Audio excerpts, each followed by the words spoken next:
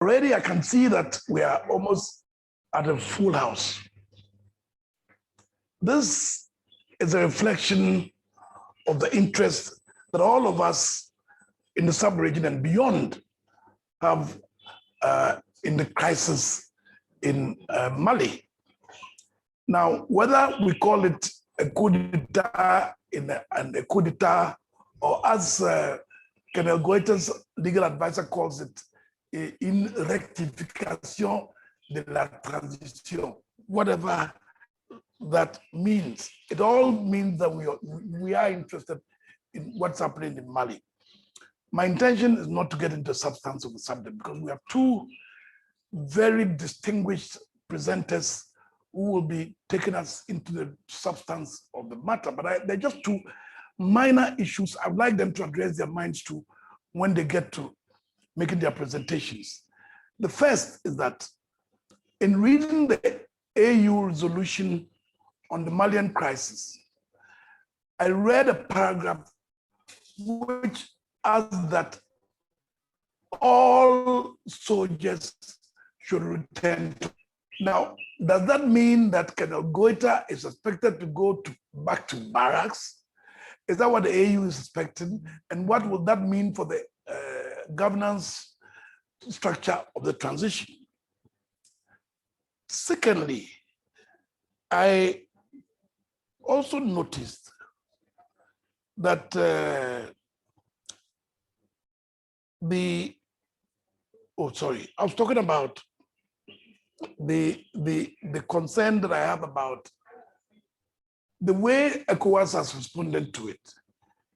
The general view is that perhaps ECOWAS's response should have been more muscular, and that perhaps our sub-regional organizations are not dealing with the subject as they have. Now, if I may now turn to our distinguished guest lecturers, Emmanuel Bombande, who I'm sure you all know is a renowned peace building and conflict resolution expert.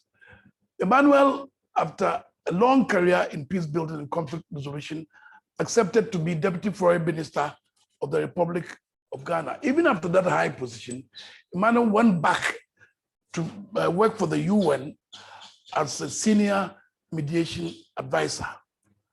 With him this afternoon, it's our dear sister, Mbaranga Gasarabwe, Assistant Secretary General of the UN DSRSG and resident coordinator in Mali for a number of years until now.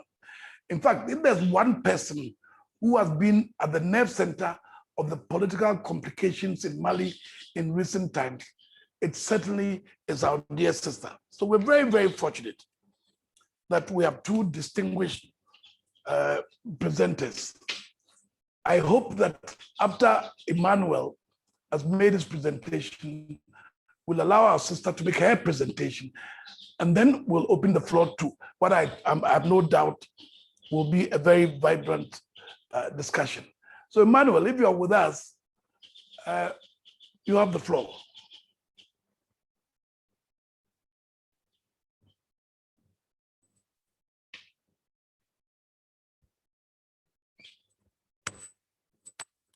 So can you hear us?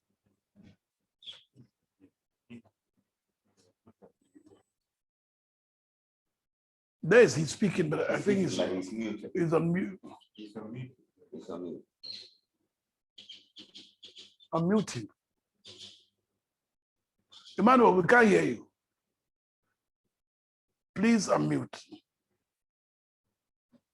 Allowing me to, okay, now I was trying to unmute, but it was not allowing me. Now it does. And yeah, so can you hear me, Ambassador? Yes, we can. We just need to increase the volume a bit. Okay, okay. Yes, okay. We can hear you now. Okay. So first of all, I want to appreciate very much the Council on Foreign Relations of Ghana, and in your own person, Ambassador Osei, Ambassador Cabral, and all the very eminent team of the CFR of Ghana for this opportunity and for this platform to be able to share reflections on the current Malian crisis. I'm grateful for this, and I'm also happy that I can be on this panel with our good sister, Deputy SRSG, Kasarabwe of MINUSMA.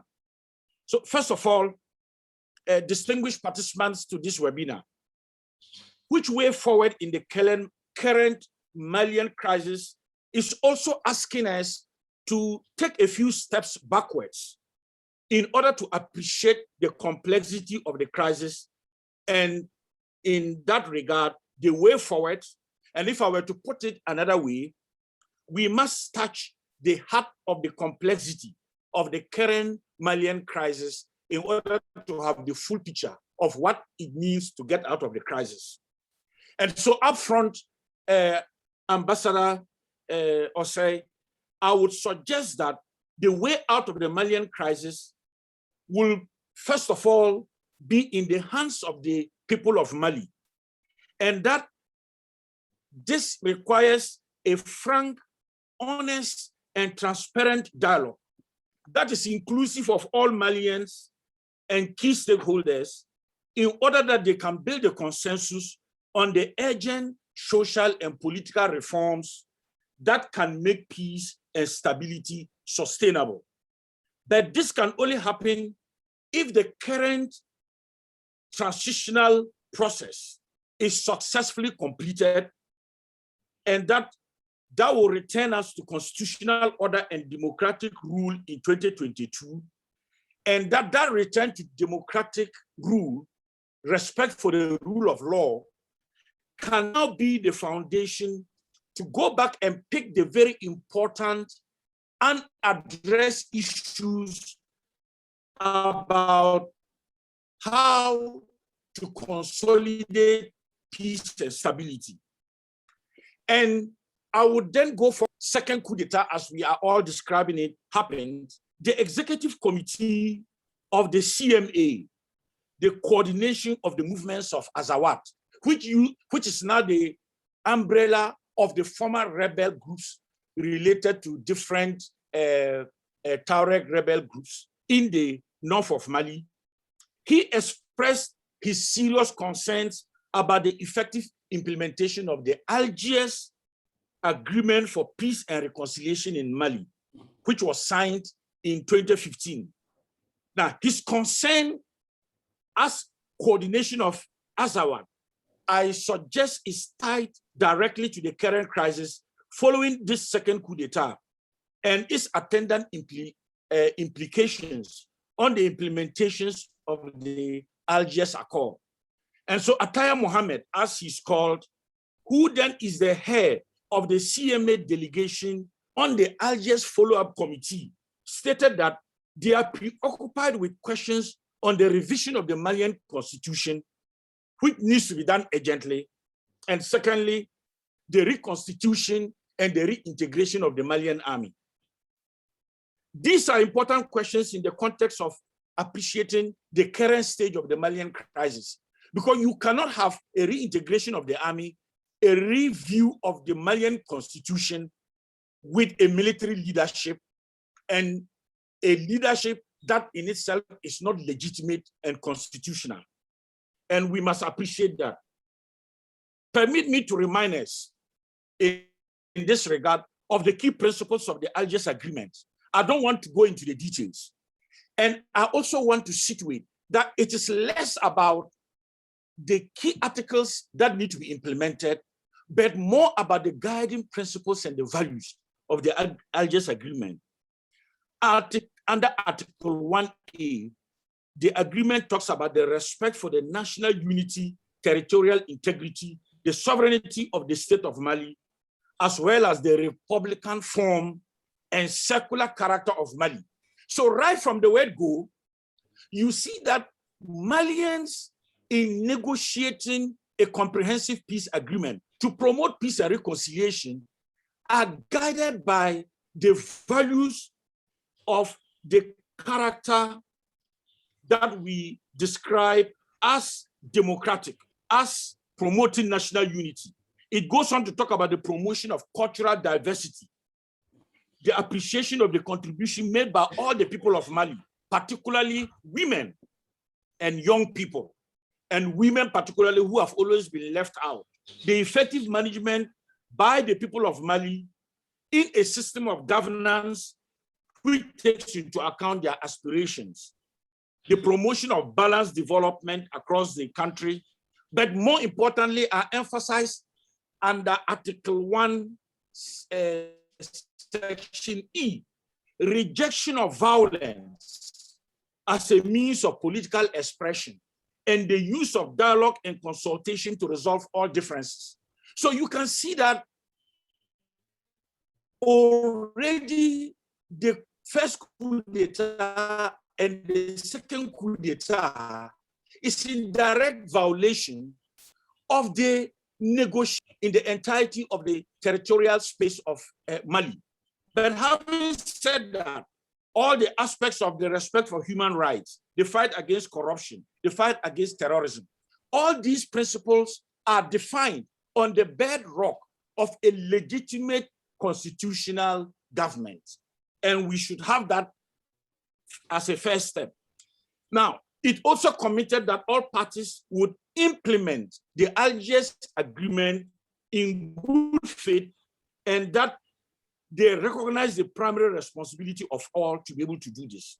And so if you look at the principles of this Algiers Agreement and its commitments, you can then see why the agreement sought to establish the conditions and the environment that is now possible to promote peace and to sustain that peace and stability. But let me put the emphasis here.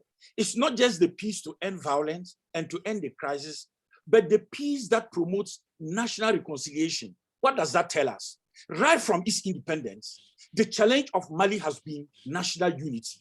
Malians have seen themselves exclusive of one another, the Tuaregs of the north and the rest of Mali to the south, and at the center, obviously, both farmer and nomadic communities.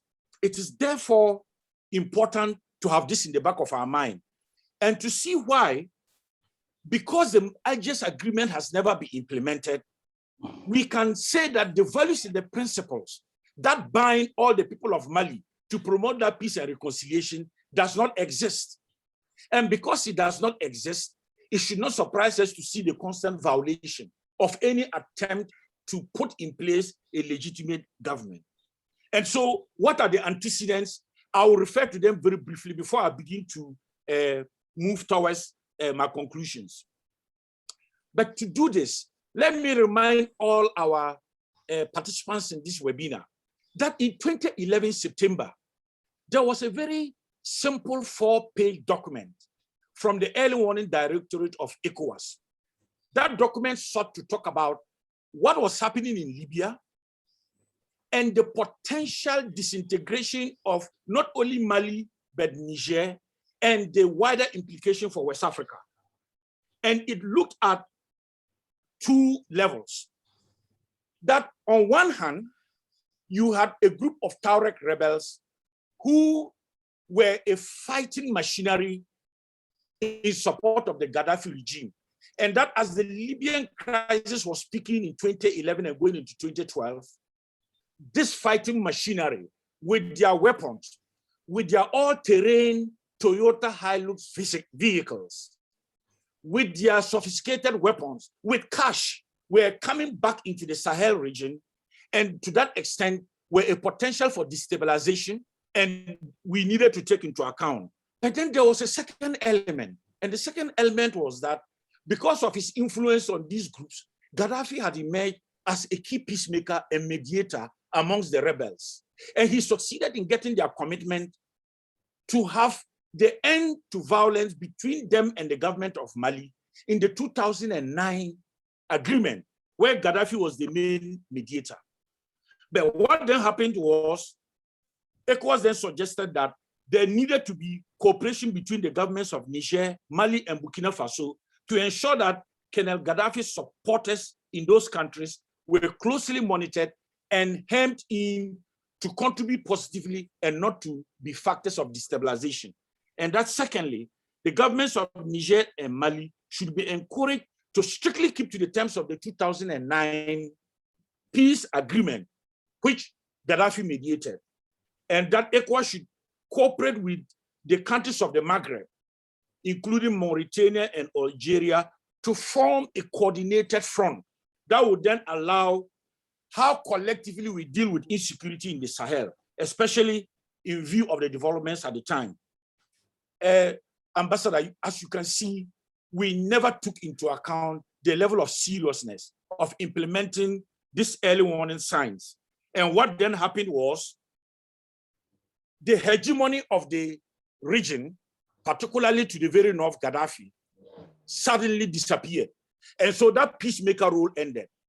So that positive role that ended allowed what you might call the potential negative impact to sway more prominently.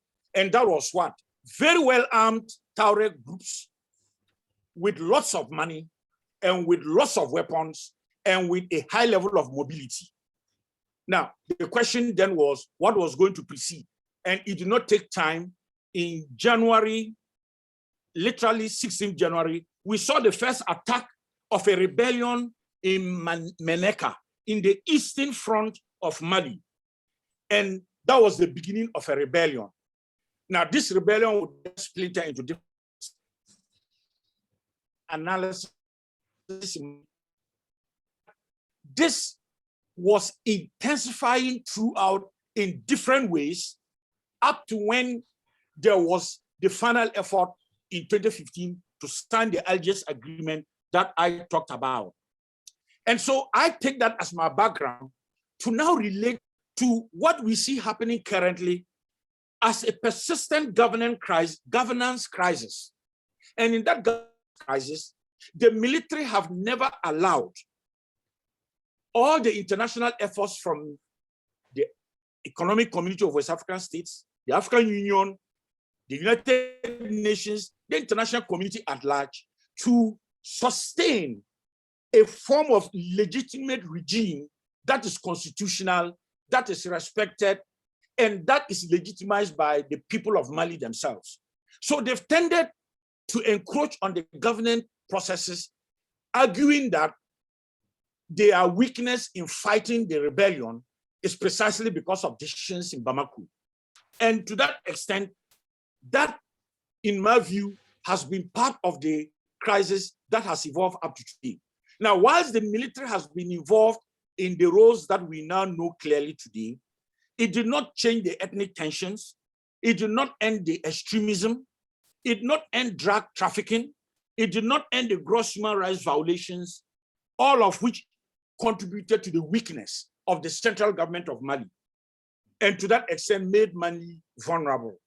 It is this vulnerability that was then exploited and made worse, one, by the Libyan crisis, and two, the proliferation of other groups associated with extremist ideologies to undermine the stability and the peace of Mali. Not just Mali, but to the extent of the entire Sahel region.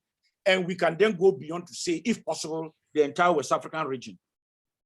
The crisis in government at the central level of governance also facilitated, if I were to use that word, for the intercommunal conflicts that then became exacerbated and deepened in the central regions of Mali, in which we see the Dogon and the Pale more in confrontation, but rather than looking at them just at the level of their ethnic groups, we have to also look at them at the level of how they sustain their livelihoods. One group being farmers, the other being herders, which now would make it very difficult because of its protracted nature to be able to resolve. And so we can say that with an aggressive patchwork of non-state actors and all efforts to be able to bring this together in a negotiated settlement with the government of Mali, and then to see the consequences of that in the vulnerability of the state, the abuse of human rights, the insecurity of the population, particularly the human security of women, and the continuous crisis in governance.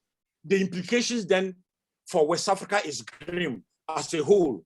And that is why not only does the current crisis in Mali have a wider implication on this entire sub-region, But it has the potential even to become worse, because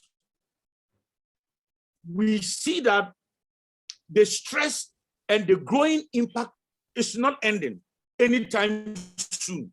And this impact that is destructive of the environment is making sustainable livelihoods and peaceful coexistence even more difficult.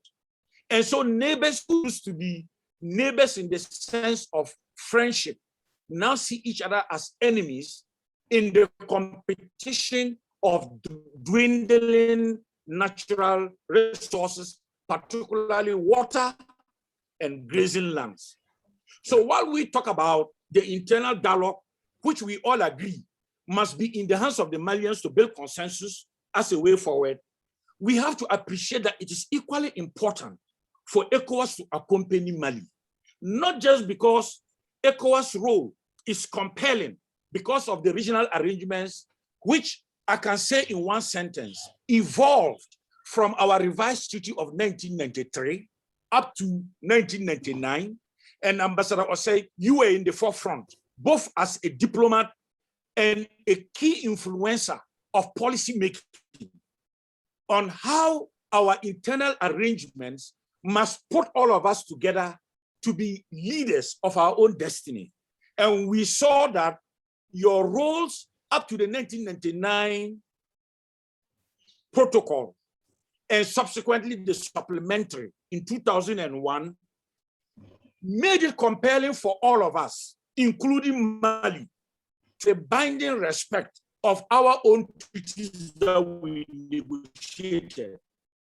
But I add here that the ECOWAS role, being its mandate, also presents the type of leadership the international community, beginning even with the Security Council, is looking their own international responses.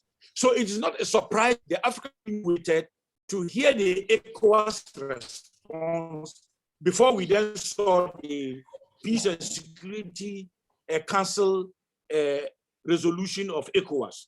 And so what I would say moving forward is that the 30th May Authority of Heads of State Summit of ECOWAS provides an impetus with a firm emphasis on the respect for the principles, both in Mali. And if I talk about the principles, I'm not just talking about the ECOWAS principles which are binding, but also the principles that Malians themselves set in negotiating the Algiers Agreement and the principles in the Transitional Charter that they themselves signed on to. So internally in their principles and in the sub-regional arrangement and the Constitutive Act of the African Union, the military in Mali have no choice. It doesn't matter how the situation looks on the ground to allow a legitimate government, which is the current transitional arrangement, to run its full course as a very first step that will return Mali to a constitutional rule in 2022. And henceforth, we then begin to deal with the deeper systemic levels of the issues, some of which I have been outlining. But let's keep in mind that the ECOWAS summit of 30th May had something else. Consistent with Article 45 of the Protocol of Democracy and Good Governance of 2001, the ECOWAS summit understood to ensure there is firmness and respect for our protocols. And that led to the suspension of ECOWAS from decision-making bodies of ECOWAS. But the same 30th May extraordinary summit was very clear that during the period of the suspension of Mali from the decision-making bodies of ECOWAS, ECOWAS will continue to monitor, encourage, and support the efforts of Mali to return to constitutional rule. And that is why His Excellency, former President Goodluck Jonathan of Nigeria, has to go back to Mali if he's already not on the ground. I think he's already on the ground to continue with the mediation efforts so that the leaders of the military dispensation in Mali can see reason and look beyond ECOWAS trying to punish them and rather see the good reason to return Mali immediately to the sanctity and respect of the transitional arrangement and the respect for the timetable for the elections. So more than the respect of the timelines, it's also about the restoration of constitutional order. And Malians must recommit themselves to these principles.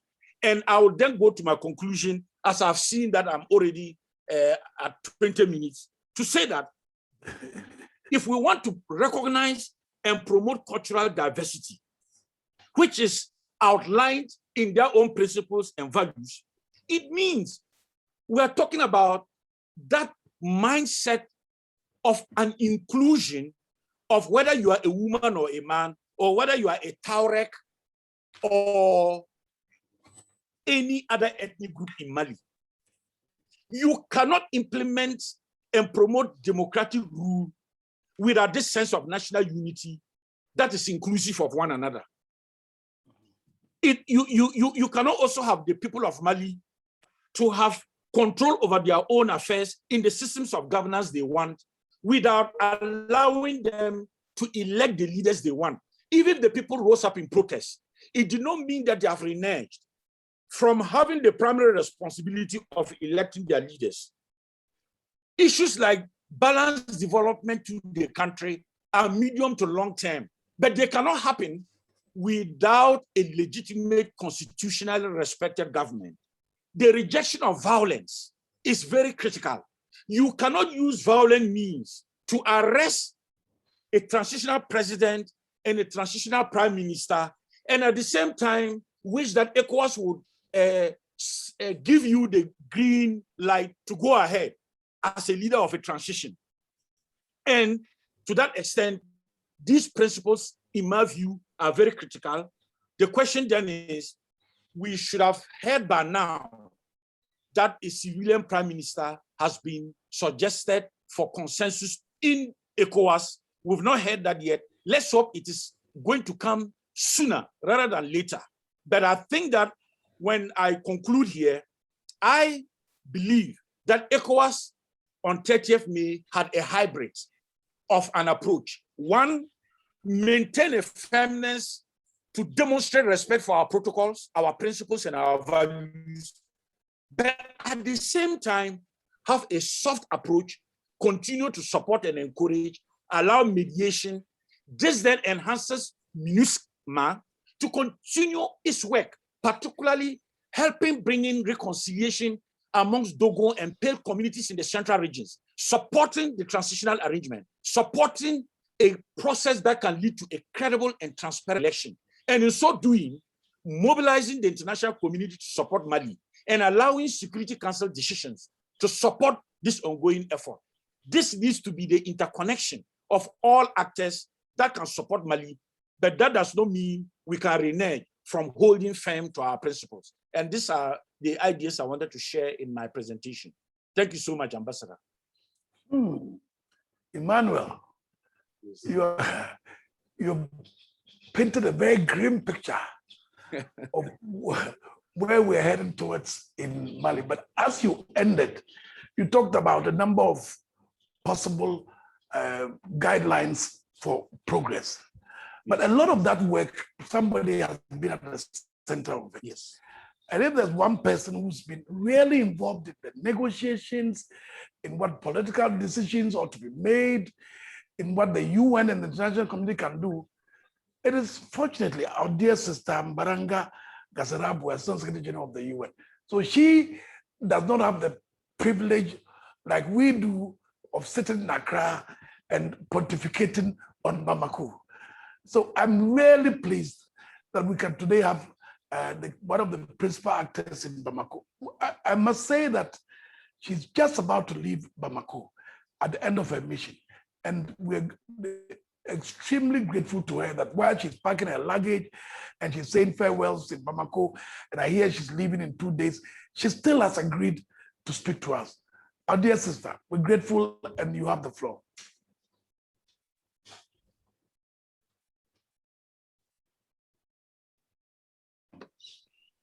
Okay. Do you hear me? Yes, my dear. Okay, very good.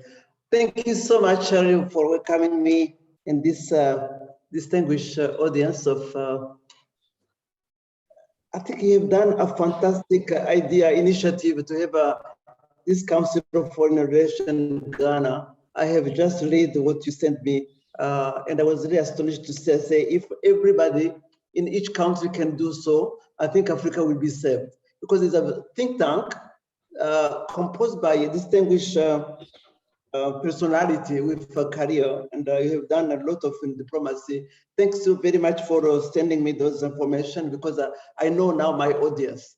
But I do also recognize my friend who have been in my journey in Guinea before joining Mali, Amaning. I think we have done a lot in this West Africa. And I do remember just after Guinea, that was really a journey. And I feel really very distinguished to be with you, because I'm going to speak frankly about my 9 experience in Mali. My 9 experience in Mali is a long journey which was interrupted, Mali 2009, 2011, and Mali of 2015, 2021. So, and I can see really the effect on what happened to the Malian. And when I was in New York, 2009, 2011, I was appointed as Assistant Secretary General for Department of Safety and Security, which means that all information on Mali, I was just reading it. And I was wondering, what happened to Mali? What is happening to Malian? And I was really, really deeply sad to see the country I left in 2011, even though there was not, everything was perfect, but at least you can go easy going and you can just look at all over the country. It's a huge country, 1,300,000 square kilometer. And with a huge population, 19 million, but big countries in the north is really all desert, but it has a lot of resources. It's a rich country. It has a lot of resources. And I was wondering why it's coming like when Malian, when I left, I remember President Atete was always saying that we are a country with governance partagée, meaning that we have a good democracy. Everybody was just saying that, you know, this is a very good democratic country. And by the way, 19 donors in that time, I remember, as a good economist, I was really looking at this issue. 19 donors in Mali were contributing to one basket fund, meaning that they have a trust on the government, they have a trust on the management of state. They had a trust of state authority. And I do remember at that time, we were privileged as a UN to be the chef de file of what we call the aid coordination mechanism. And it was also a combination of, when we have a journey like that on a monthly basis, we have also the briefing on the political side. And who knows, the UN knows also how we went to phasing system, which changed now to another security system. But that time, we can go all over the country without escort, except in the north, in Kidal, when we used to have what we call the phase 3, but even that, we can just work on that, and we had a lot of projects there. So I just give you that background because it comes like astonishment. What happened to the Malian, not only to collapse totally, but even having a peacekeeping mission. You know that, no country will really want to have a peacekeeping mission on the ground because when it comes, you don't know when it's gonna leave. So at that time, why I'm telling you this background, because I see that the political turmoil, which happened, based on the election, by the way, but based also on what Emmanuel was saying about the collapse of Libya and the whole huge movement of ex-Liberian movement who went to Libya and came back now with armed and heavily armed and get established in the north. And that's when we started having this Azawad movement, Azawad noise. At the same time, there was a collapse also for the terrorism getting in.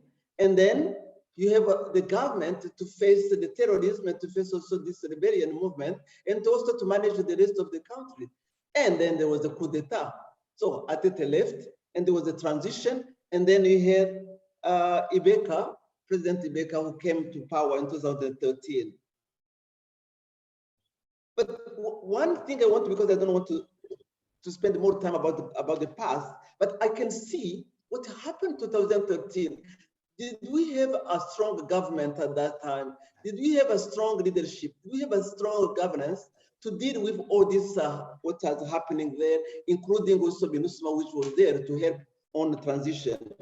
So number one, in 2016, the movement accepted to put arm down and to sign the agreement. The peace agreement signed in 2016, everybody was saying, my goodness, we need to rush to really implement what is in this peace agreement. By the way, the 4 commissions which are relating to peace agreement, number one is the political transition, is the political reform, which means institutional reform, to include all the people who feel like they're excluded. And I think, Emmanuel, you were targeting very well about this political dialogue, inclusiveness, and that's how these people in the North want to feel like they're not part of the Mali. But secondly, was also to look, why are they making noise?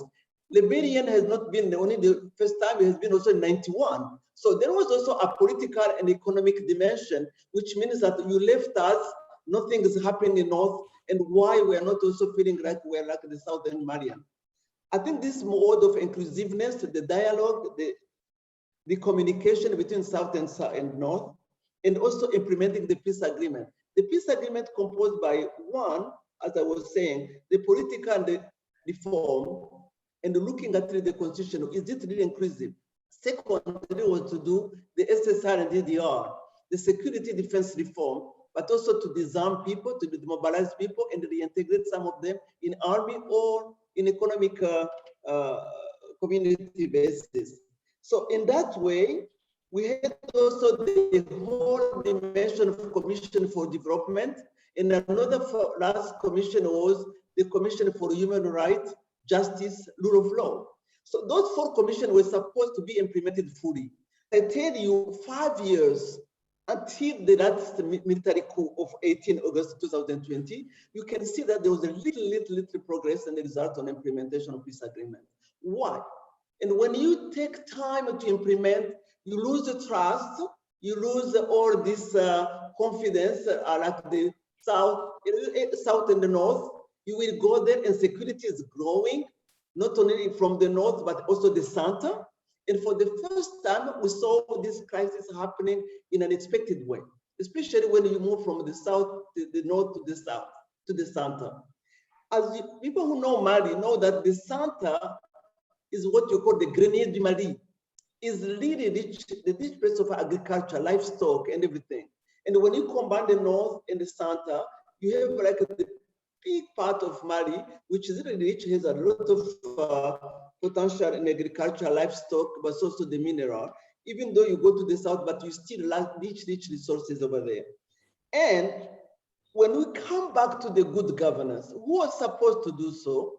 I don't want really to, say maybe everything was not well done during the regime, but I do see that this really transition, when we were hoping that transition is over, now you take over, you have a legitimate government, then you can implement it quickly. No, it didn't happen that way.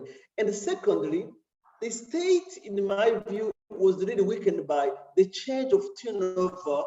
We had the 5 years, 5 prime minister, and when a prime minister comes, change the government, and in some of the ministries, we have like 6 minister change in 1 year, especially on the justice and the other ministries. So in this one, I think it weakened a lot the state, and the state authority becoming really very weak in terms of this jihadism, the terrorist movement, the social cohesion in Santa completely destroyed, and then you don't have the state. And who's occupying the place? These guys. And now they went into the population, and we can see that.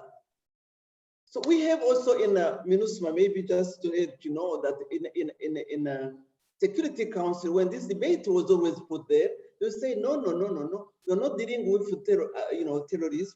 You are dealing with stabilization, continue with peace agreement, and the Barkhane, the French will continue to deal with the anti-terrorism. So you have a state, I may say, if I have to be frank, we have really what we call MINUSMA, but we have a Barkhane, and we have a G5 Sahel, which was supposed also to fight terrorism.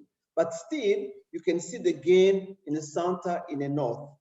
But unfortunately, what happened is also that we saw the community, Dogon and Pearl, who used to live centuries and centuries together, completely destroyed. The social cohesion was no longer there. And because of that, we have so many IDPs. So meaning that the crisis was also impacting on the life of people. And we have now, as I said, I'm just talking with 350,000 IDPs in all over the countries. And this really has taken like all the people who were like in the center, dealing with agriculture, dealing with livestock, they are gone. So what we have to, we start sowing, as I'm a humanitarian coordinator, we are sowing the indicators. Humanitarian crisis became a huge, while in 2009, there was no even office of OCHA. So you can see like the humanitarian took over and the development was no longer really one. When we talk about next development, humanitarian, it's no longer there because everything is like insecurity, humanitarian crisis, and then people deal with like the fighting without really looking at the how the policy, development policy have been implemented for a while, have been implemented, but everything are becoming like aside. And these guys, negative forces, were gaining the whole places. We start looking at the Santa Duenza and the bankers in Kolo, in other places, Jenny, taking over. School closed, health problem during the COVID, we saw the crisis really. So all the social basic services collapsing. So can you imagine when you don't have school, when you don't have education for your children, and you see some guy coming and say, hey, you don't have justice, by the way. Rule of law is forgotten. And you saw the people coming and they say, you know what? I can give you this, I can give you that. You take over for who comes. Then I think this is what the big challenge in Mali will be, that one. How are you going to deal with chasing these guys and then taking the state authority and be in charge? That's, I think, the biggest challenge Mali is continue to face. And then what we saw now, when we talk about Mali way forward, I think the diagnosis and the repetitive crisis is questioning what is happening, what are the root crisis, what are the root cause of this crisis. And I do think that Emmanuel has touched it. To me, is the lack of good governance, repetitive really, good governance, weak state, lack of true dialogue among Malian. The respect of constitution, the constitution was put aside, rule of law, and the fear for the signatory movement, they start now questioning about, by the way, are these people serious? So we can also have our own way to deal with our state. If you go to Kidal today, if you stay there for 24 hours, there is no police, state police, I'm telling you. There is no military farmer. It's just the local police of SEMA who are dealing, if you go there, they will protect you around. You have a MINUSMA around also, but what I'm saying is that the population and the whole surrounding is just this police. So what we try now to care all this year, we're saying, please, anybody who comes, I remember talking to President Ibeka, I remember talking to President Ndao for transition when I met him, I say, if you don't deal, you don't delegate your security, you never delegate your defense, take over, take in charge, take that dimension seriously. Look at the SSR, look at the DDR, but also this arms circulation, the militia are being organized every single day because the arms are everywhere. And I do think that dimension is completely, being forgotten. And then comes also the, all the, I think the collapse was also coming also with, corruption and even entering into the defense and security dimension. So in my view, when we talk now about how we define it, how we deal with this crisis, how we responded to MINUSMA, international community, we find that it was crisis, multidimensional crisis is defined in 5 ways. One is this political institution. How you reform that, how you respect competition.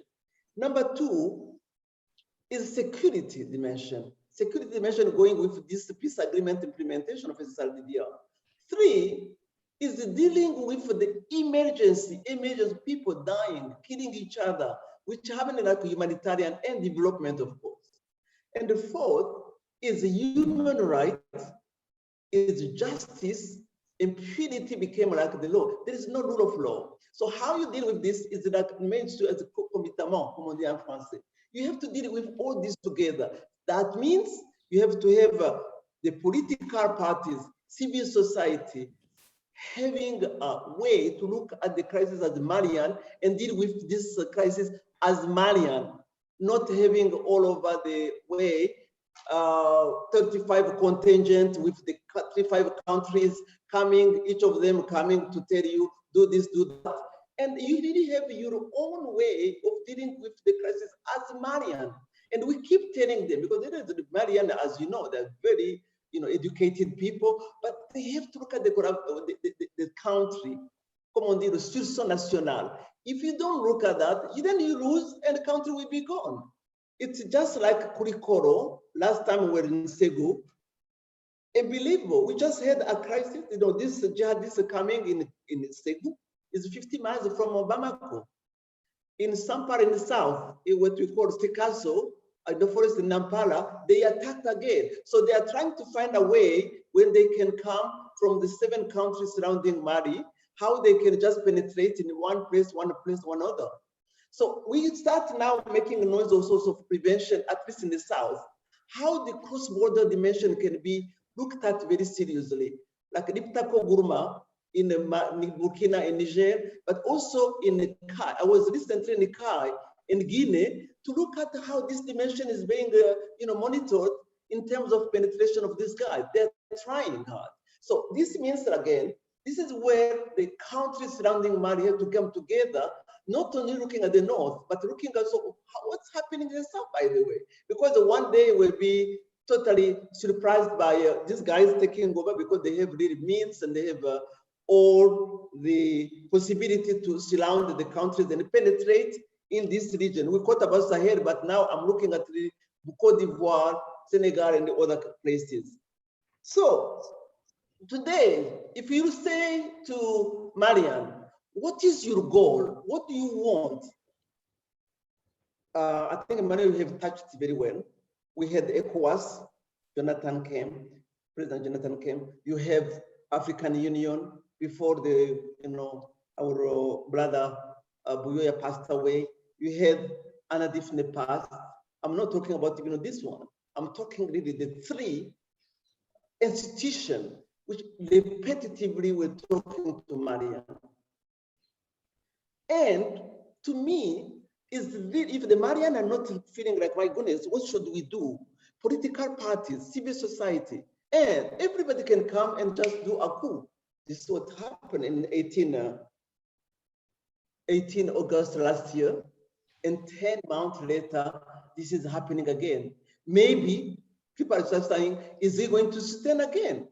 So now we're talking about the current people who are ruling the country. So ECOWAS met. Thanks to God, there was no sanction against the population, but African Union pronounced themselves, Security Council pronounced themselves. And I do think now, there is 2 ways to look at things. And just, I'm on the ground, this is what is happening. Population are claiming to say, thank you, ECOWAS, because you didn't take a sanction. If you did take sanction on population, we will be like what we did in 18 August when everybody was really there. Even I would say, we're saying, oh, please, it's a crisis, and the crisis is gonna be a disaster. And by the way, it was interesting in the 1 week of the sanction, how many those guys, bad guys, were distributing all the goods in the population. And the population saying, this is a good one, you see? So this is really something we have to watch. Secondly, I do think the Malian, while they are talking among themselves, the political parties are looking now election. They are now really, like, it was very amazing to see one party completely destroyed, and you have like this alliance, is every day we just see that. But while they are doing that, they are just concerned about election, of course. But to me, what I thought, even the institution like ECOWAS, African Union, UN, should be, in my view, every single day, discussion with these people, a strong monitoring mechanism. To me, I do think that when President Jonathan comes, he comes and then he goes, and the ECOWAS delegation goes. Yes, you leave a small office here, but in my view, should be not leave this place at this moment. They should continue to have a discussion with political parties, with civil society, accompany what will be the basis of the electoral law, because this is number one, it's very important. You are not going to revise the whole constitution, but at least there's some article in the constitution you can agree upon, and then continue the journey of 9 months remaining for election. So a strong, and this is why I wanted to talk to you, because I do think that your constituency is speaking to some people. We need, in my view, as these three entities have to be strong enough. Yes, we have UN here from UNISMA SRG, but I do think having ECOWAS, because it's the number one to be consulted, has to be strong here enough and continue to deal with. And when I met the vice president, because I'm leaving, then I had a chance to chat with him, I do think he needs that confidence. He has a confidence that he's gonna run, he is frustrated. I've been frustrated for 10 months, but now I need strong advocacy. But strong advocacy also means, when I ask him, it means also that why you have taken over is because you have some objective and you have to implement what you want to do. Because the Malian are watching you, international community is watching you, everybody is watching you. What will be your 3 priorities? So he told me, definitely defense and security. And this is why, in fact, he told me, this is why he was really, he was not happy when there was a new government and they took over the defense and security without, discussing with him. He said, this is us, military, who want to set up this order. We want to make sure that we fight these guys. We know they're on the ground, but we are all over and we feel like we can do that. Secondly, he promised that there will be definitely this dialogue, political dialogue, inclusiveness. Yesterday, he received the movement, the signatory movement from the North. They came to meet him. They were worried that they will revise the peace agreement. And he said, no, we will be together, we will be inclusive. Already in the government, we have 3 of them from SEMA and from Platform who are in the government. I think he promised them that they will be also part of the government, and there will be also the follow-up of the peace agreement will be there. The third element, he said, I need not to have these guys, negative forces, distributing food, distributing water. I need to be there in my government to make sure that we take over, meaning that the state authority will follow, according to what I heard from him, and the decentralization mechanism, which is a very good policy, has to be implemented in a way or another. So I find that those 3 priorities, and he was also worried about the sub-region of expanding trend of terrorism and how this issue of prevention, cross-border dimension, keeping in mind that Mali is surrounded by 7 countries. So I felt that there was really this relation among those countries, ECOWAS being on the center of things. And I think if he said that I'm engaging, if Mariana say we are engaging among ourselves, let's now ECOWAS, African Union, the UN, keep that word and be there, but not go and leave. I really think that's the critical moment of really staying there with a strong entity to make sure that at least they have like a chronogram at the benchmark, saying that by next week we're going to meet, or every 2 weeks we meet, and this has been followed. I think those benchmarks are necessary to be agreed upon. They have a roadmap, but the roadmap for transition is huge, it's ambitious. I think they have just to set on priorities and see how we can adjust that. Otherwise, what I see here, maybe I may be wrong, but yesterday and today, there was a huge movement of youth, women, everybody on the street to accompany the transition. This is really meaningful that the Malian have accepted, and I discussed with some political parties, let's go. The roadmap is election. Let's just see how this goes. So if they agreed upon that they can go along with what is happening today, I do think we need to trust Malian, but be there close to them, close to them. You think tank, whoever is there, like what you say, the ECOWAS of people, be there, advise also this advisor, because I think the population of Mali still remember what happened on August last year, when all the head of state came here to establish Ibeka on power. I think they will never forget that. They even said that there is a ECOWAS of head of state and ECOWAS of people.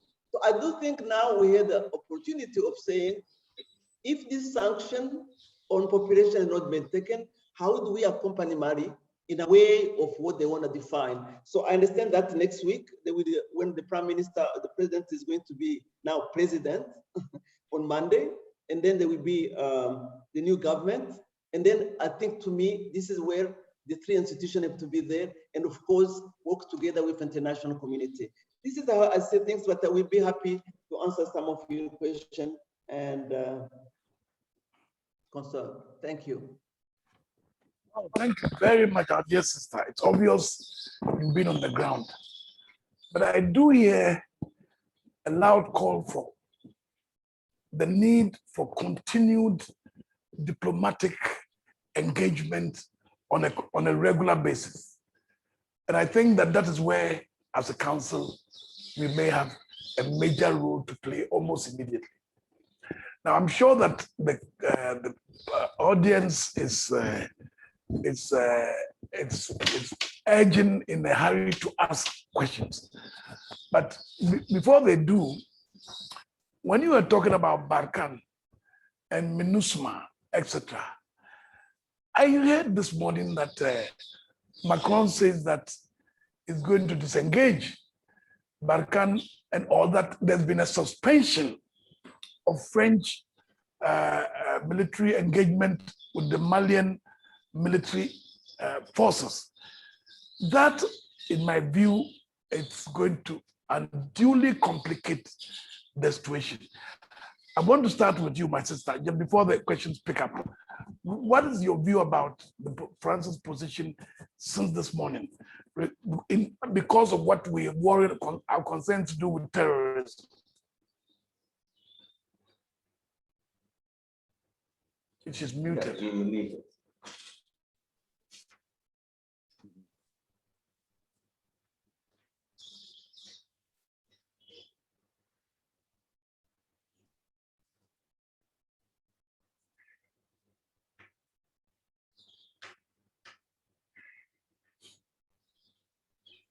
Oh, sorry, we can't hear you.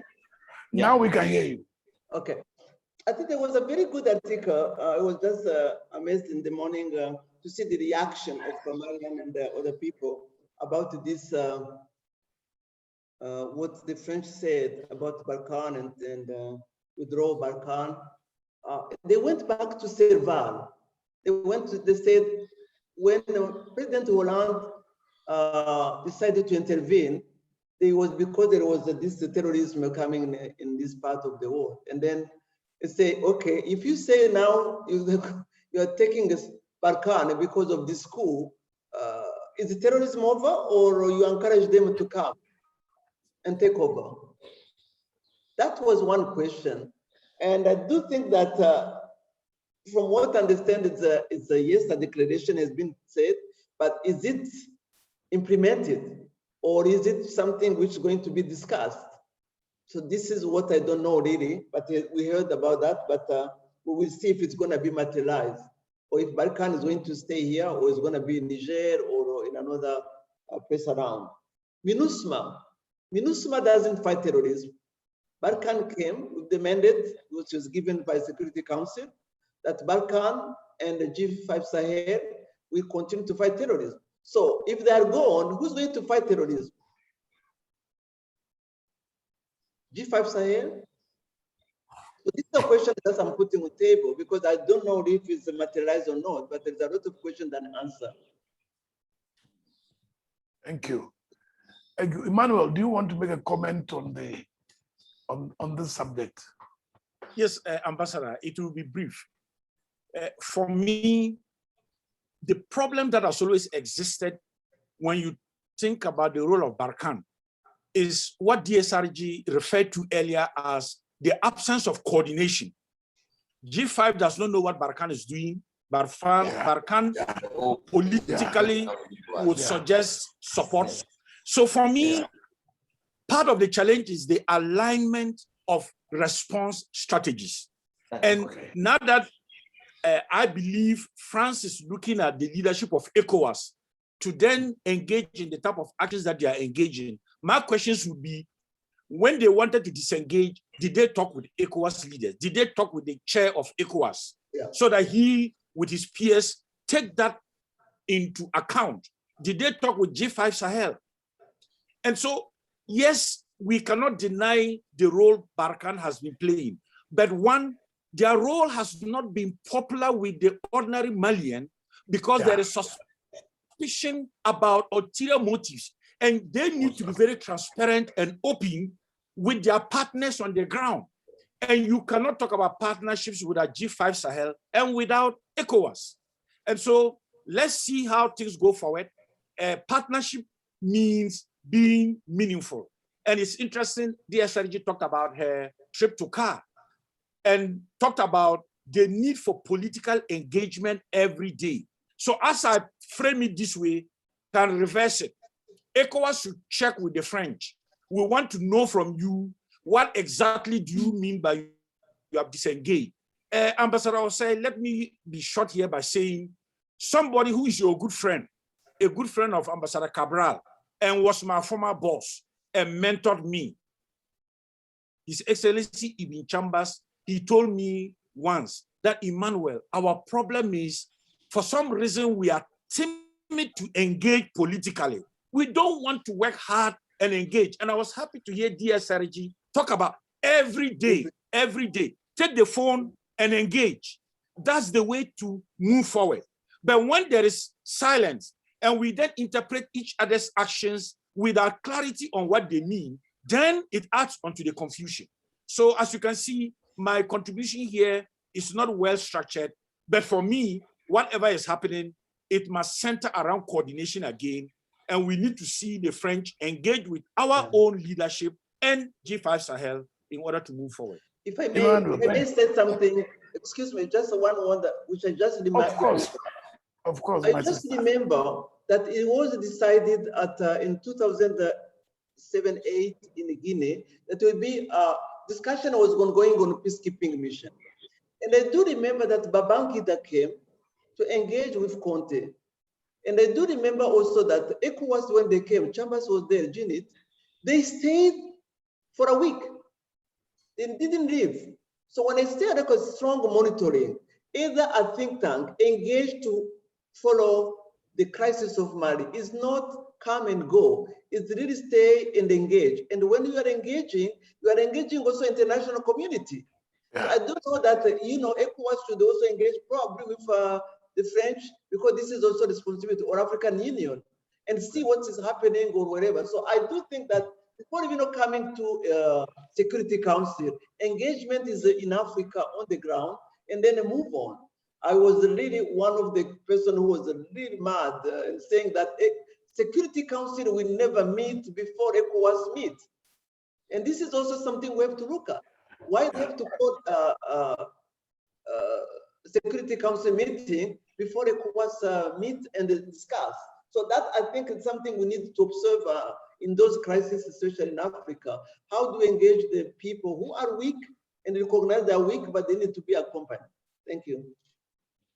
Thank you very much. I see that Dr. Ambenin would want to make a comment. Yeah, just no. You okay? Yeah. Am I on there? Yes. My sister, thank you very much for taking this opportunity to come and explain to us what is happening. But I have a few questions. I want to be sure about one fact.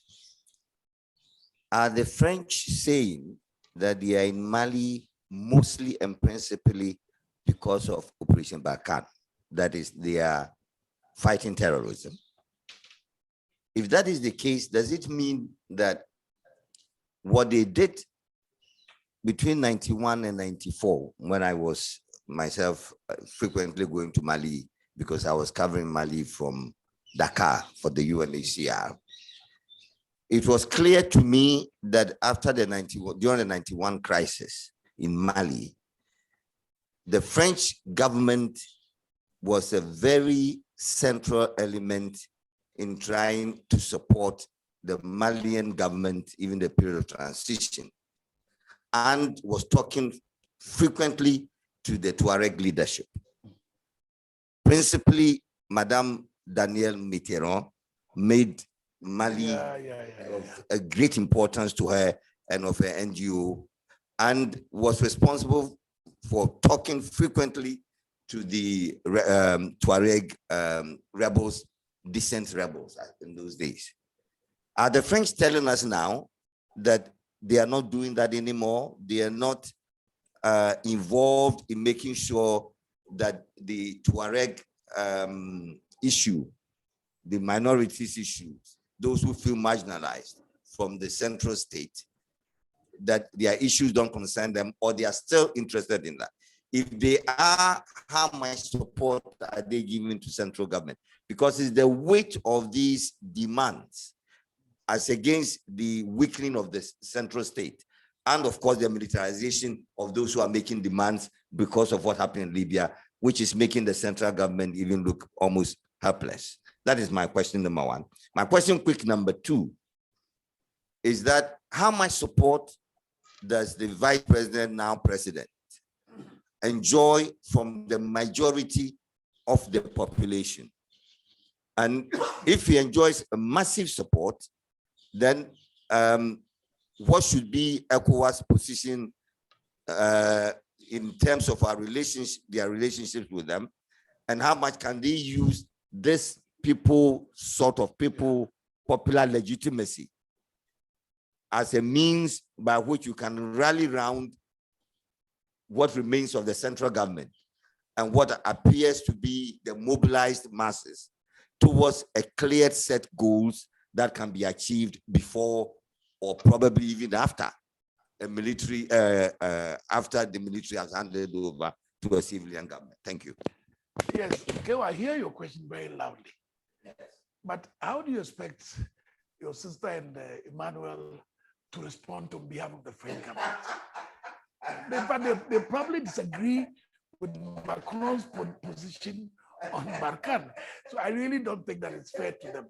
And secondly, asking the issue about the political base or support that Goita may have.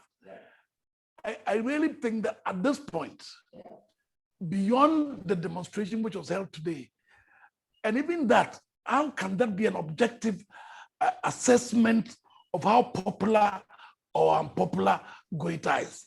And particularly when you have the means of violence in your hands, you can not coerce, but you can organize what would then appear to be political support. So again, I think your second question is also unfair.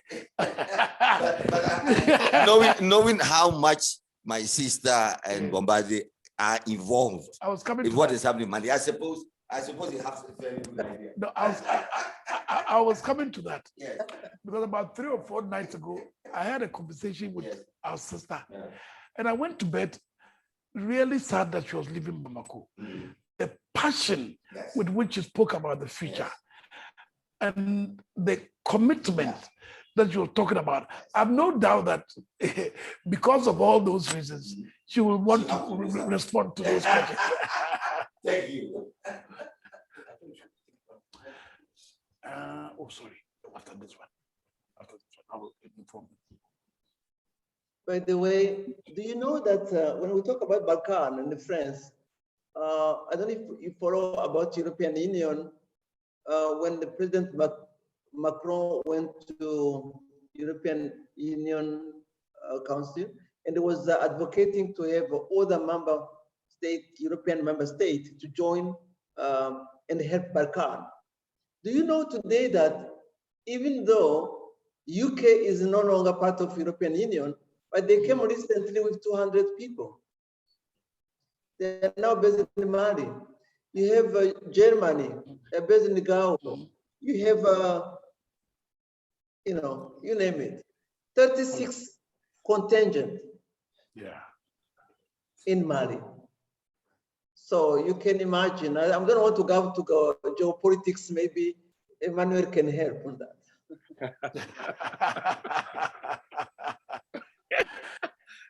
Ambassador, our good sister is a good diplomat.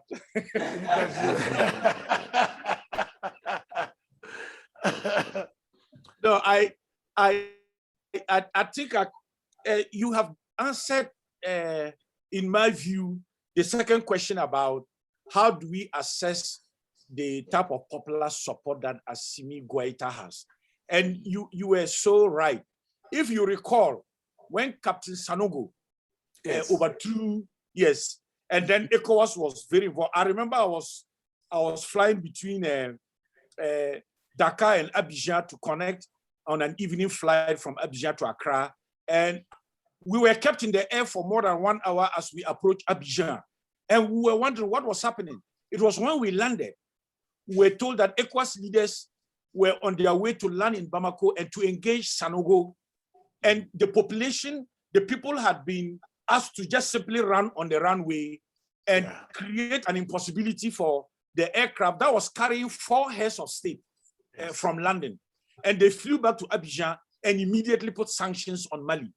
I use that example to suggest that when people are vulnerable, and DSRG we talked about the vulnerability, we talked about the humanitarian needs. When people are in that state, they can easily, I don't want to use the word manipulated, but they can easily be told, do A, and they'll jump and do it.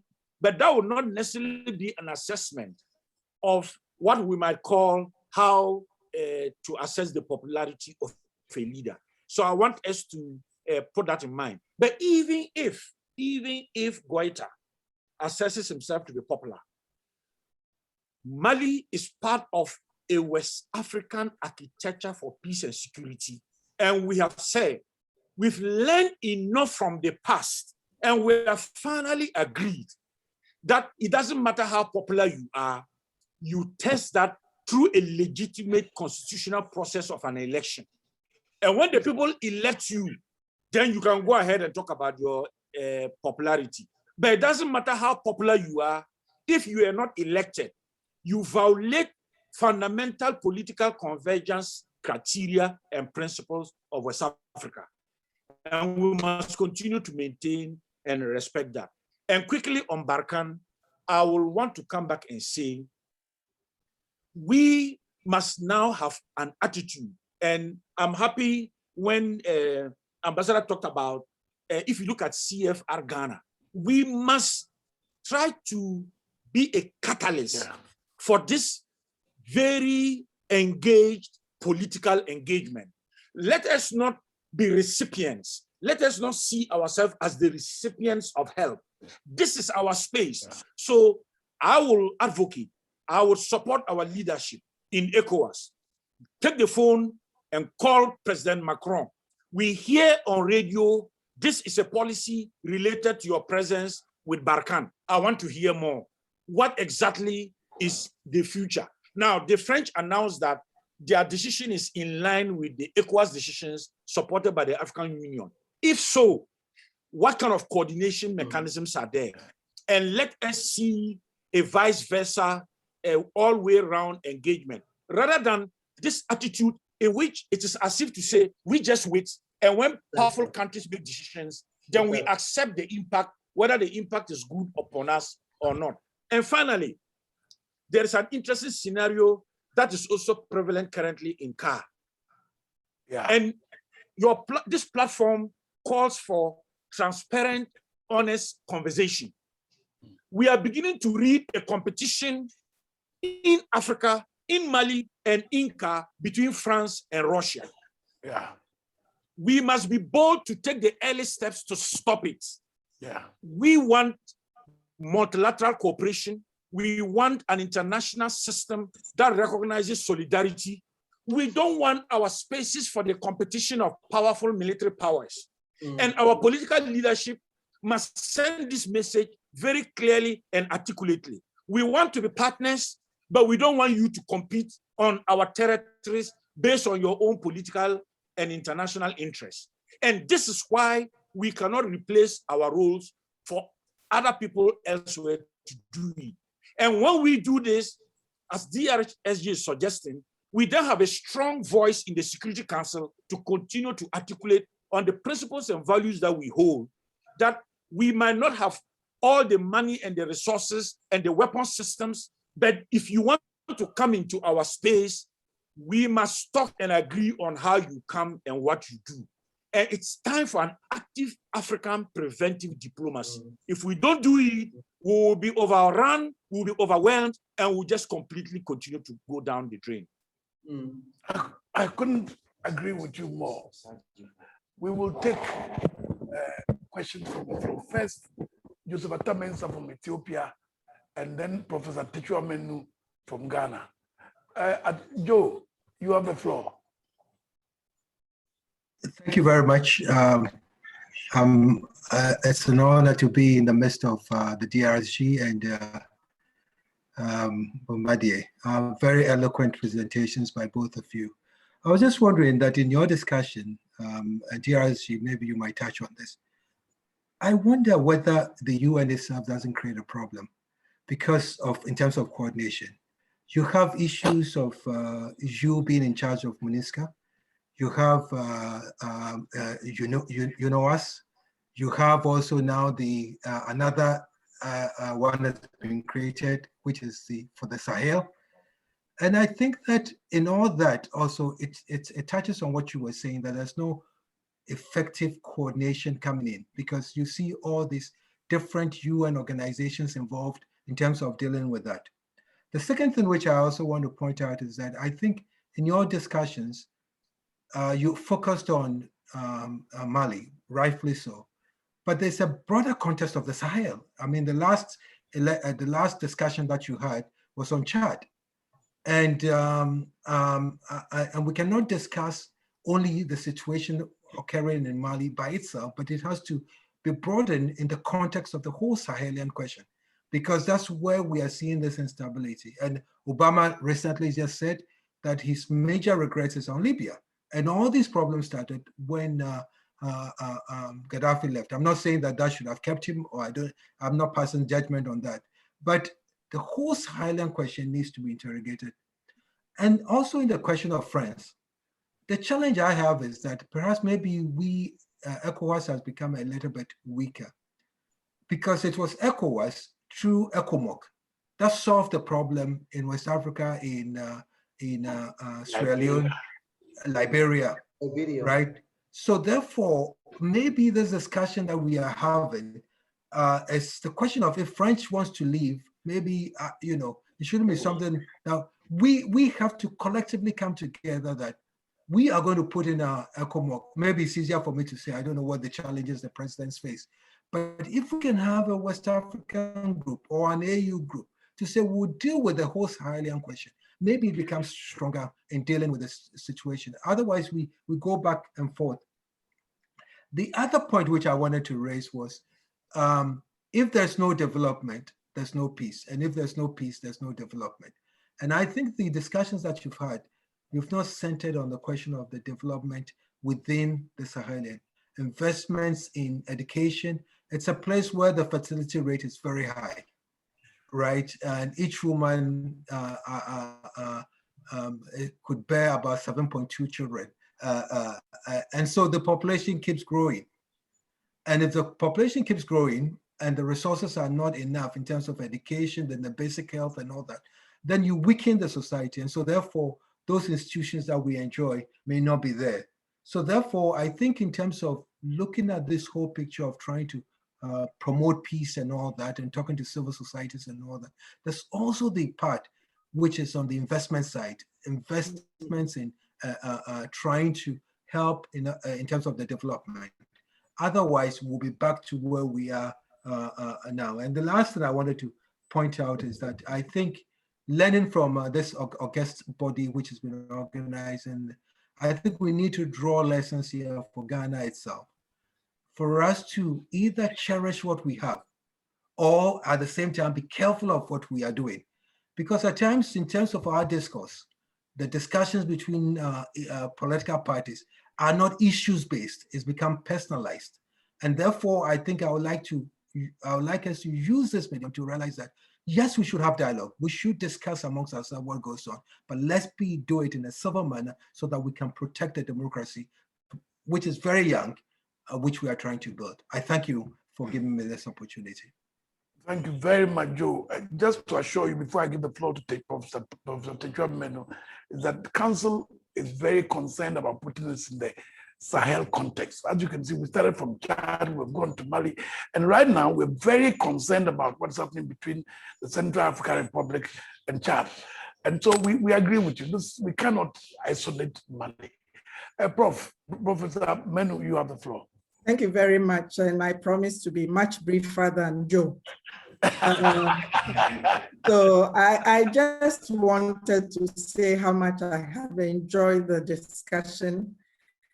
And actually, I'm a little disappointed that we have spoken so much about France in this segment, because I really enjoyed from both presenters the focus on the Malian solution, Malian people, and to African and West African solutions that Joe also articulated. This is, of course, not to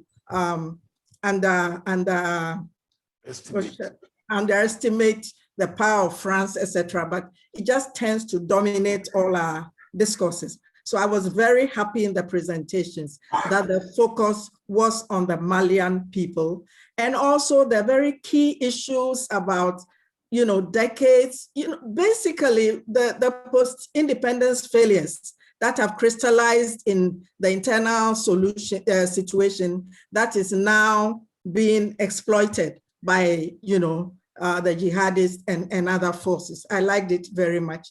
I was also very interested in this ECOWAS of the people idea.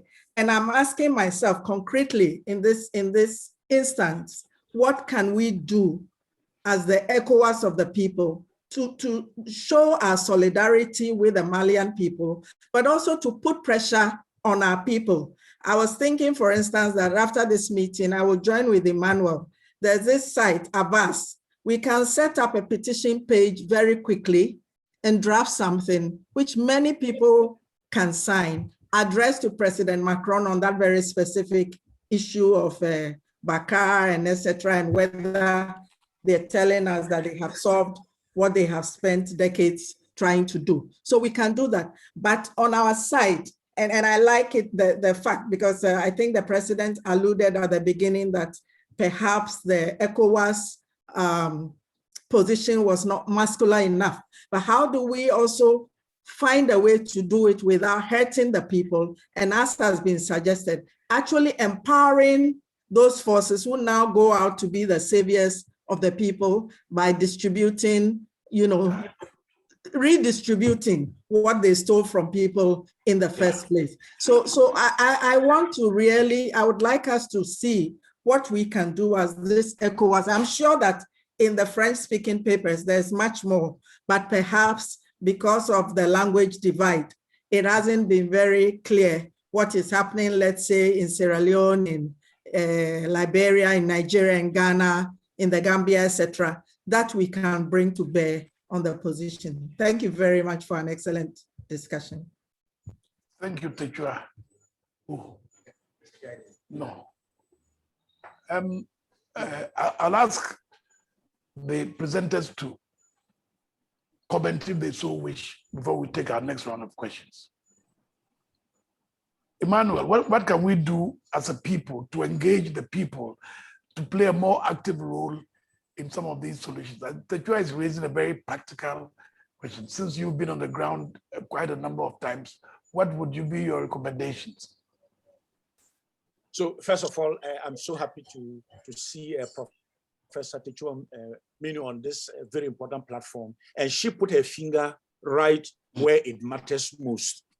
Because if you look at the whole dilemma that we are confronted with, it is the breakup of social cohesion and the society that looks at itself in some form of exclusion of the other. Now, we will not necessarily say that all the other states, particularly in West Africa, are perfect. But where we can begin is, let's begin with the stories of sharing our own experiences. That, for example, in Ghana, we will not say that we are perfect, but we know that every day we are putting in the efforts to ensure that our social cohesion continues to be strong. And that when there are issues, the best way is when we begin to talk about it. And to that extent, how do we see the media in Mali play that role that is constructive? That you don't sweep under the carpet issues that are tough and require conversation, but you need to talk about them in ways that clarifies how we continue to strengthen civil society. I think that will be one. And how do we do that? People relate when they hear you talk about your own challenges. Then they say, we could have done that. We had a conversation around issues that came out of Wesley Girls. But then the public, people were able to contribute. And we saw a groundswell of, this is the way we should go. And it influenced a lot of the thinking.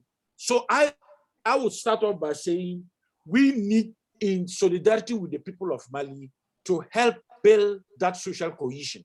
Now, you cannot do that without recognizing the leadership role of women.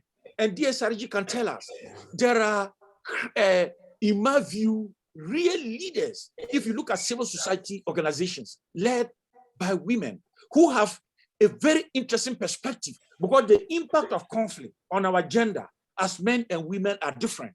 And the way we organize and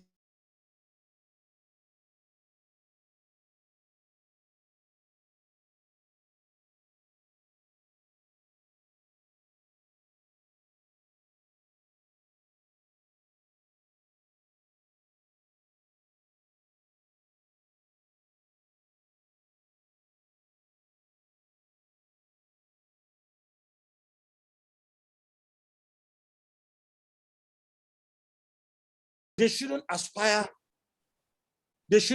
to go more than that. And I used to go to my hotel room and I said, my goodness, there's a fundamental problem here. There is exclusion is a mindset. How do we begin to change that mindset? And to say that your ethnicity, where you come from, whether you are Taure or you are from the South, should not be the basis of how a society views your roles and positions that you hold. All these things, the rest of West Africa as a people can begin to engage with Malians so that the political decisions that are very important are resonating with how the population is carrying itself along in the change of attitudes and mindsets that builds the unity.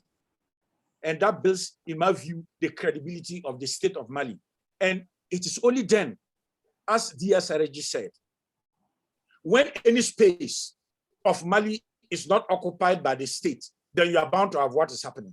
I remember in conversations with our own Honorable Minister for Internal Security, Honorable Kandapa, I kept on hammering that.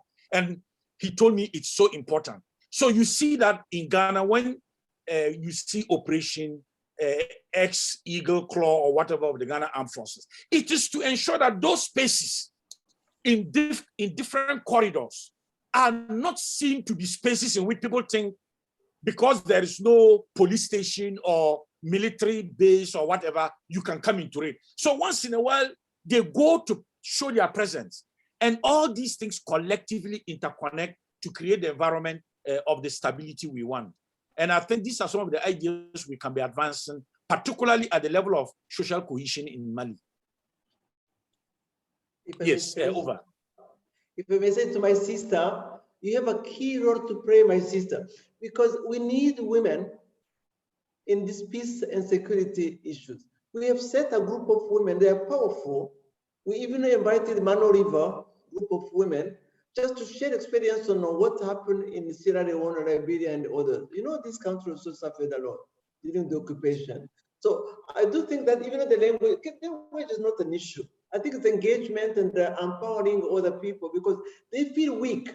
They feel like, you know, there's no support. if you see any Malian who say, please help us, support us. And I think this constituency is very important. Maybe that's great, thanks to you, thanks to other people, have just come to not having sanction on population, because that's what everybody was fearing. So I do think that there is definitely a role to play. So on a Balkan issue, I think it has to be played diplomatically, and diplomacy can prevail. But I do think that African Union, ECOWAS, in talking to different presidents, they can talk among themselves and analyze very well the situation before making a petition, in my view. Thank you very much. Kweku Sechadu, you have the floor. Kweku, can you hear me? Yes, I can hear you. Thank you very much, DK.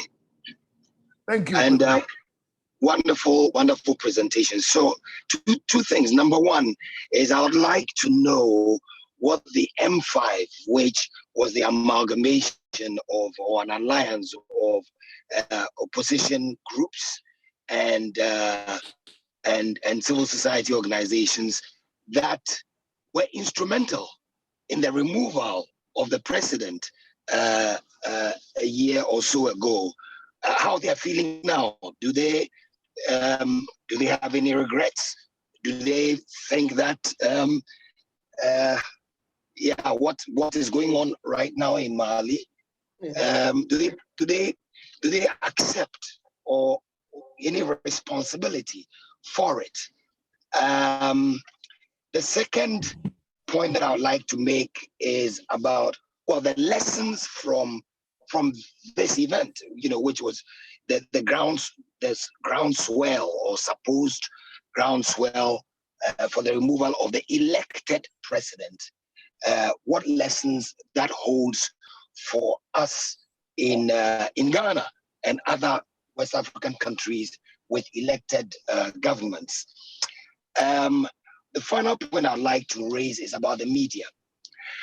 I think that we have to consciously involve the media in these conversations that we're having. I think the ECOWAS and the UN and other regional multilateral institutions ought to actively involve the media in understanding and appreciating the dynamics, the political and social and economic dynamics going on in the West African region. Because when you monitor conversations in the media, both mainstream and social media, one can conclude that people are asking for things, for phenomena that they might ultimately regret should it happen. In other words, we should be careful what we ask for. We might get it. And the media in Ghana in particular ought to understand the ramifications sometimes of the extent that they go in ignoring the fourth dimension of its responsibility. The media is supposed to inform, educate, and entertain. Professor Paul Ansah added a fourth one, which is to promote national cohesion. And that's often forgotten, the promotion of national cohesion. Thank you.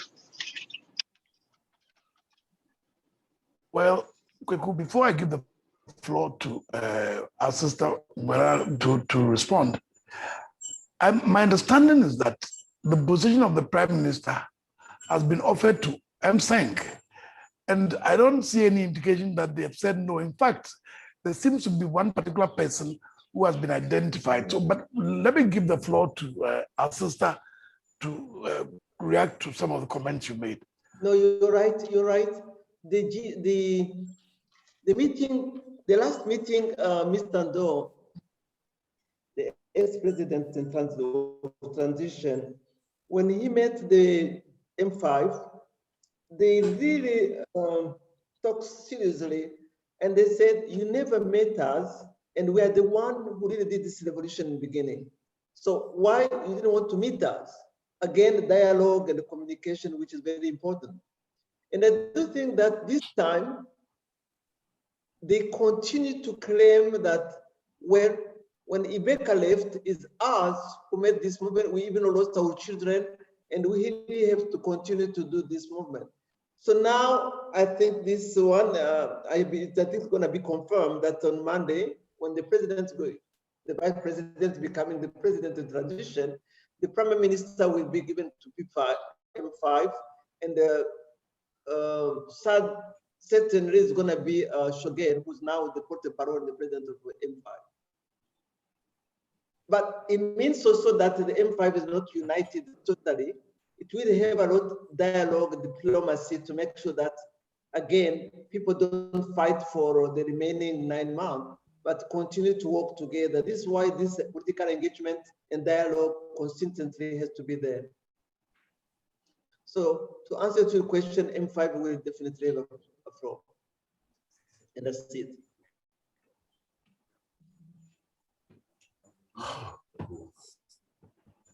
Well, distinguished excellencies, distinguished guests, ladies and gentlemen, I can see that. Oh, Kwekusa Jadu, you want to take the floor again? Or you forgot to put your line? I have no doubt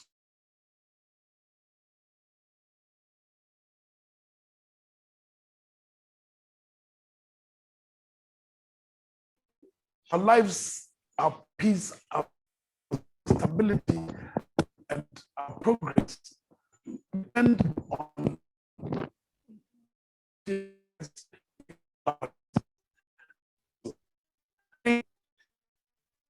what we can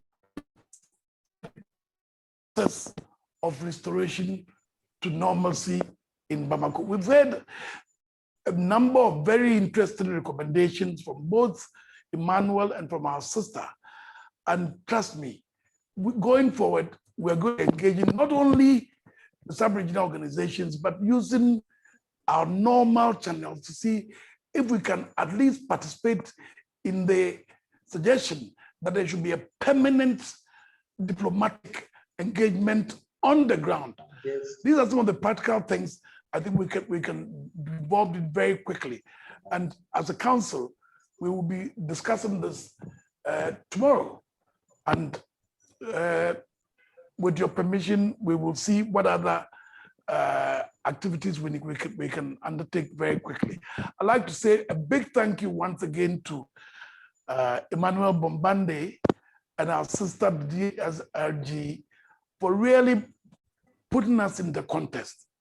This is a problem that concerns all of us, and we're very grateful to you for shedding so much light, and we really look forward to engaging with you further on other subjects that the council is interested. Thank you very much. Mr. President, if you are permitting me, let me also join in thanking our two speakers.